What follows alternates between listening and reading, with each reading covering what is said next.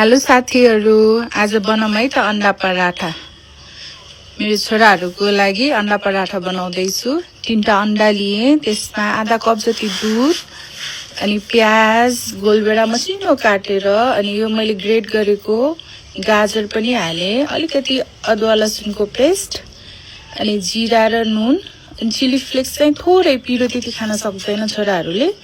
अनि यो चाहिँ धनिया हो, फ्रिजमा हाल्दा भएर कलर अलिकति उडेछ। अनि त्यसको माथिबाट मैले आटा हाल्दैछु। यो ब्याटरलाई बिस्तारै मजाले मिक्स गर्ने, अलि धेरै बेल मिक्स गर्नुपर्छ, डल्लो डल्लो नपर्ने गरी। यहाँ चाहिँ मैले अलि पातलो भएको भएर फेरि अलिकति आटा थपे। ठिक्कको हुनुपर्छ, धेरै बाक्लो पनि हैन, धेरै पातलो पनि हैन, यतिको भएपछि भयो। अनि यहाँ मैले फ्राई प्यानमा अलिकति घिउ राखेर मसिनो गरेर ब्याटर हाले।